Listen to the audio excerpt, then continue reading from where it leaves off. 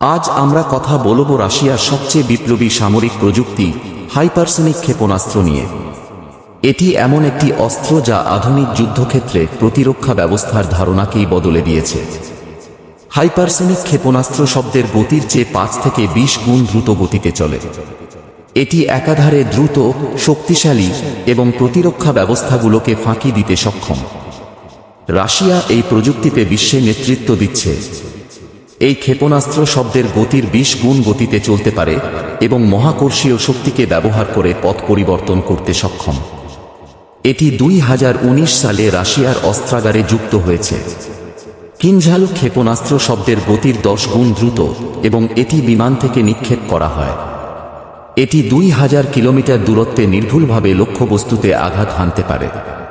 Zircon একটি নৌবাহিনী ভিত্তিক হাইপারসনিক ক্রুজ মিসাইল যা সমুদ্র এবং স্থল উভয় লক্ষ্যবস্তু ধ্বংস করতে সক্ষম।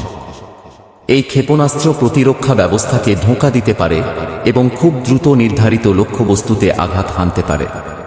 এটি রাশিয়ার সামরিক ক্ষমতাকে বহুগুণ বাড়িয়ে দিয়েছে।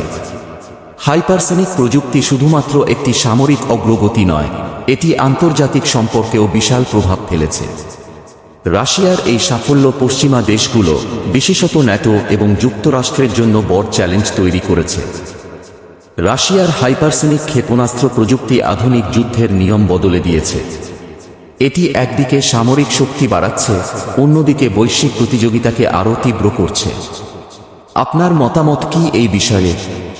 কমেন্টে জানান এবং নতুন বিষয় জানার জন্য আমাদের সাথেই থাকুন।